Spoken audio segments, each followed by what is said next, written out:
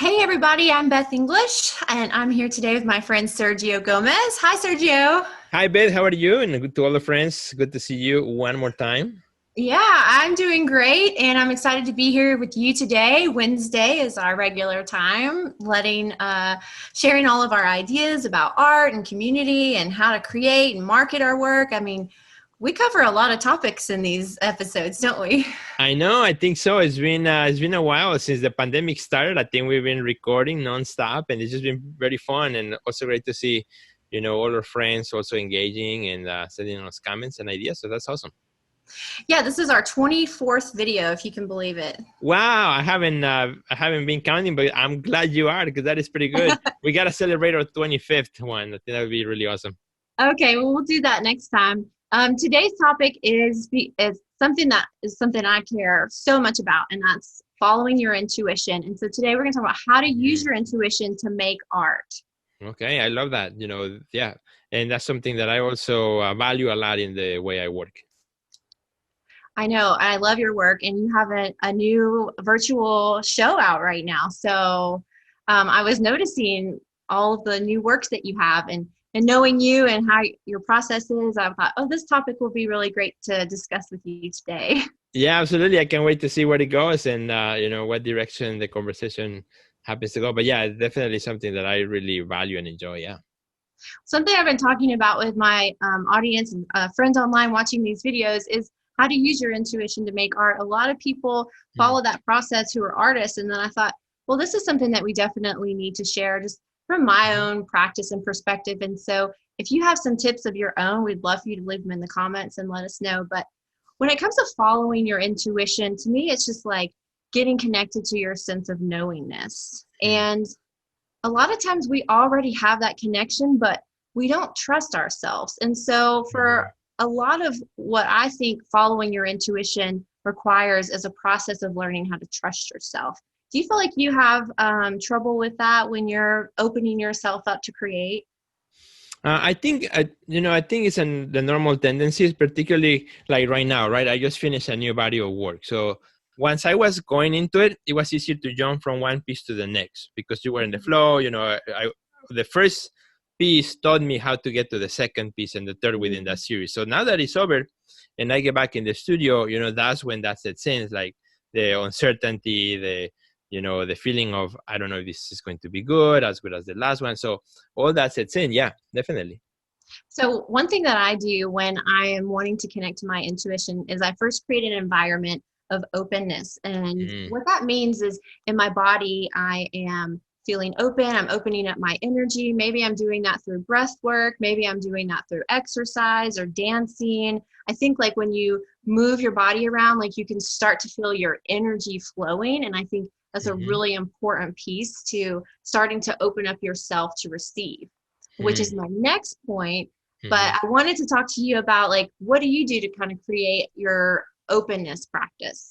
Which is something that I just did actually the day before yesterday. I just went Uh-huh. into my studio and cleaned up, because after a series, my studio is a mess and I don't want to clean it while I'm in the series. So to me, kind of like I cannot start the next thing until I have kind of completed the whole cycle, which includes cleaning up, making new space. I actually did an Instagram story of my empty walls and everything reorganized. I moved tables to a different spot. I put chairs in a different place to kind of like that, set up the stage, set up the Mhm. environment to be ready for, what's coming after. Yeah, I think that's a great idea, opening up the space in your environment, but also within yourself. And Yeah. so, like, I know that I want to be aware of whether my energy it feels like it's expanding or contracting. And so, Hmm. when we have that awareness of where we are in our bodies, I think that's going to open up our minds to be able to receive that insight or that intuition as to what to do next. And so, Hmm. if you're creating that open space, right, you're preparing your physical space or your emotional space or your mental space to be open, then you're ready to start receiving. And Hmm. so there has to be also a receiving practice. And this is something that I really love to do, whether it's with a gratitude journal or through meditation. It's like I've taken all this openness And now I'm trying to bring it in with some intentional focus Mm, as far as like yeah. how and what I want to receive. How does that sit with you? I think that sounds very good. I haven't tried that specifically as kind of part of my art practice, but I love that idea, that concept. I think that's very good. I'm gonna give it a try. Well, another thing that I love to teach is how to activate your senses. And so I think this is another part of the receiving process. And that is, you know, finding yourself in a place, asking yourself, what do you hear? What do you see? What do you smell? And what that does is it activates your senses, whether Mhm, it's with, all five. And I think when you open up to your sixth sense, mhm, like that magic that I think is between your the intuition and then you being able to receive it. Then what I love to do is to put that into action through trusting yourself. And I think mhm, trust looks like action. It looks like listening, and it looks like mhm, accepting whatever you're receiving. And so it's important to maybe set some goals, have an mhm, accountability partner, someone who can maybe help you along with that journey so that it'll help you trust yourself after mhm, you've been open, receiving, and now you have like a vision to move forward. But you mhm. can't move forward unless you take action. So tell Yeah. me about your experience when you're in that place, right? You're uncomfortable. Maybe you are like having to create something new and you're not quite Mhm. sure what that is yet. But then you have that vision, you have that idea. How do you take that and move forward? Yeah, and I think that's a really good point. And I was, as you were talking about that, I was thinking, one of the, again, referring to the last series that I just finished, there was a point in the series, kind of towards the end, where I kind of got stuck.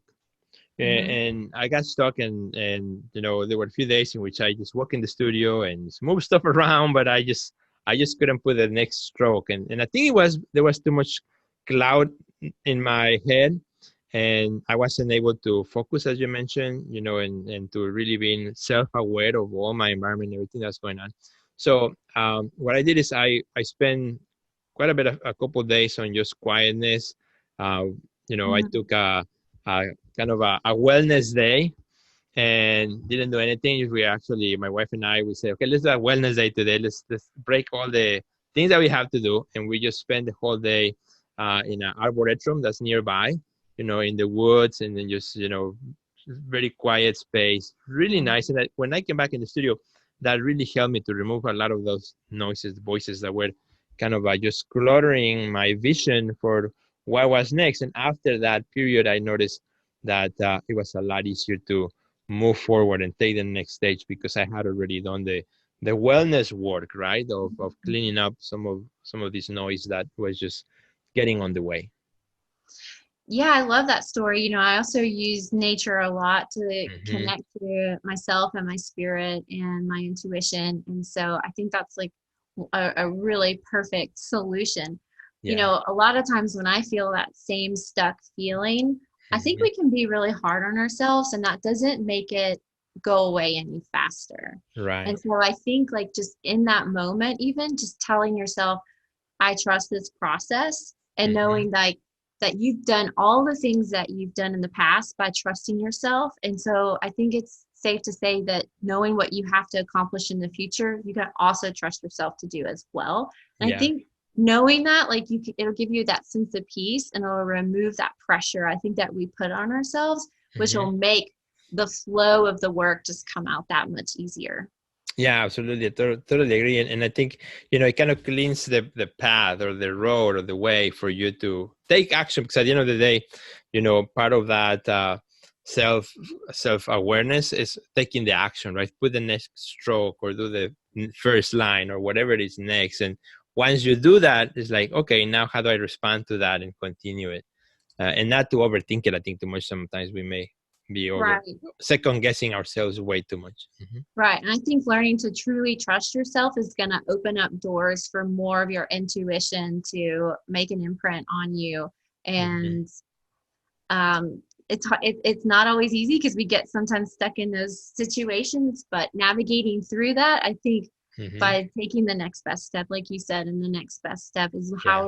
how we end up getting through it after all. And even if you don't like the next step, still Right. take it and trust the process because it's going to lead you to ultimately where you want to go. Right. So And thanks so much for sharing those stories with us. I think that really helped like bring this conversation to life. yeah, and what I love about this topic, Brett, is that intuition has nothing to do with your style of working, right? It's not abstract versus representation.